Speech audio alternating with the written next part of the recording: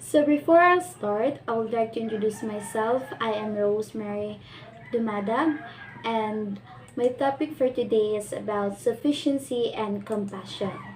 So the sufficiency principle states that all forms of life are entitled to enough goods to live and flourish.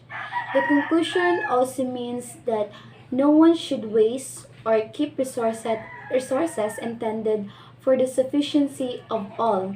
Upholding the sufficiency norm implies demands on individuals to share, live more simply, think creatively, and in human communities to ensure that everyone has access to the goods they need to live a life of dignity.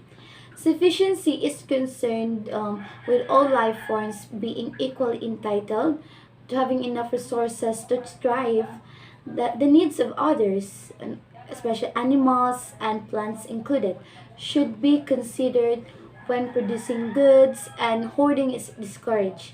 This moral duty is related to basic human empathy. So to apply the principle of sufficiency to an environmental decision, we should ask first that will the decision permit all those involved, especially the poor, to have enough resources in which to live and flourish. Number two, is there any aspects of the decision that indicates the presence of waste or excess, or a failure to be creative? Compassion extends the notion of sufficiency to the earth. Environmental ethics assert that other animals, especially plants and the elements such as water, soil, or air, are morally significant, and that humans have responsibilities to act so that their needs are met too. Some environmental ethicists, such as deep ecologists, assert that non human forms of life have moral significance equivalent to humans. Most people, however, believe that other forms of life have some moral worth, but that humans are of greater moral significance. Even if you believe that animals are considerably more deserving of your attention than plants or the environment elements, know that all animals need on plants for sustenance, either directly or indirectly, and that no species can survive without pure water. So, to say that any wild animal is worthy of our moral concern is to begin the process of learning about how all species on ecosystem are interdependent on the habitat and food resources offered by other creatures. It's impossible to think about another creature's well-being in isolation from their surroundings. Ultimately, the future of humans is tied to the well-being of all other creatures. So to apply the compassion principle to an environmental decision, we need to consider the following question, including what duties do we have to the other creatures likely to be affected by our actions? Number two, what duties sufficiency mean for the other creatures, especially those threatened with extinction? Number three, what would it mean to extend the principle of compassion to non-human creatures? So the next one is the solidarity and participation. Solidarity assumes that we are part of at least one family, our biological family, our local community, or our national community, but challenges us to consider the full range of relationships with others.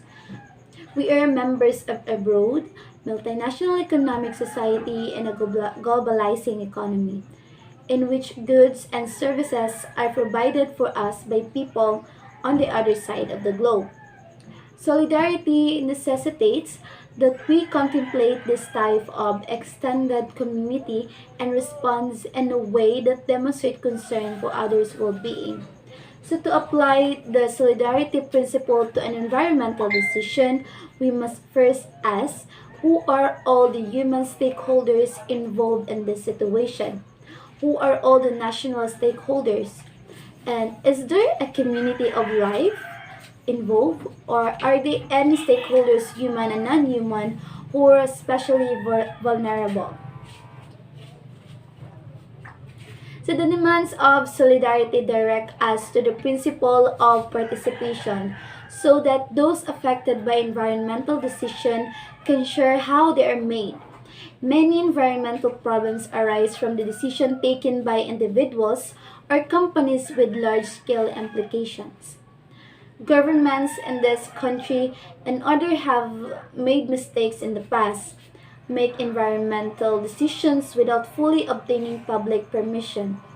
Those who are most affected are frequently are unaware of the decision made or the long-term implication on their health and the environment.